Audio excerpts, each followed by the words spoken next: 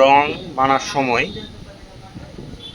তাহলে যখন রং বানাতে দিচ্ছি তখন লেখা উঠছে নট ইনজেড quality for the following colours কে সব সময় এই যে এই লেখাটাকে ফলো করবে। এখানে কি লেখা উঠছে, ইউ ক্যান নট ডিসপেন্স, মানে বানাতে পারবেন না, এই কেএসটা ছাড়া এটা বানাতে পারবে না। মানে আমাকে বলছে যে আমার কাছে পর্যাপ্ত পরিমাণ কেএস, এই যে এই হলুদ কেএস এটা নাই। তাহলে সেটা কী করতে হবে, আমাকে এই যে ওকে লেখা আছে এই ওকে লেখাতে ক্লিক করতে হবে, এই ওকে লেখাতে ক্লিক করতে হবে।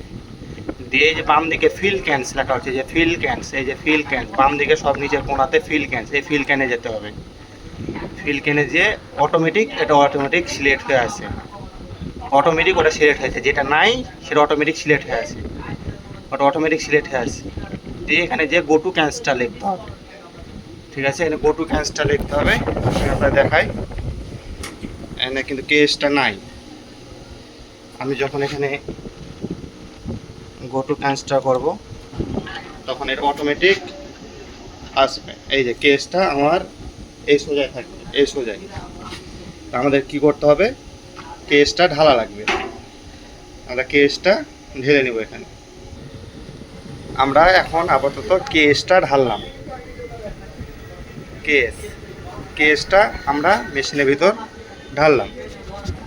ঢালার পর আমাদের এখানে ওই যে কেএসের কোয়ান্টিটি কত আছে সেটা দেখাচ্ছে। কেএসের কোয়ান্টিটি এখন আমার ক্যানে আছে 313.75। আমরা এখানে যখন এক ক্যান ঢালবো, এক ক্যান ঢালার সময় সব সময় এখানে 900 লিখব, কোয়ান্টিটি সবসময় 900 লিখবো, এই জায়গাতে 900 লিখবো। 900 লেখার পর আমাদের কী করতে হবে, আমাদের এই যে অ্যাড বাটনে ক্লিক করতে হবে। অ্যাড আমার এখানে কত আছে, এই জায়গাতে এই যে কেএস দেখেন, এই যে ডান দিকে কেএস আছে 313.75। আমরা এখন এখানে কি করব, এখানে অ্যাড বাটনে ক্লিক করব। অ্যাড হলে এটা এই 913 যোগ হবে, এই যে অ্যাড।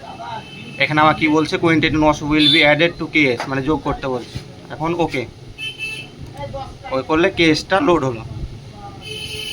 দিয়ে নেক্সটে ক্লিক করতে হবে। এখন আমার এখানে 300 ছিল, 1168। এখন এখানে নেক্সটে ক্লিক করা লাগবে। নেক্সটে ক্লিক করার পর ওকে ক্লিক করতে হবে। তাহলে আমাদের এটা সম্পূর্ণ শেষ, ক্যান ঢালা শেষ। আর কেটে দিলে আমাদেরকে ওই জায়গাতে আবার পূর্বের জায়গাতে নিয়ে যাবে। এখন আমরা রং বানাতে পারবো। যে ডিসপেন্স করি, এখন হবে। আমি স্টার্ট, ওকে।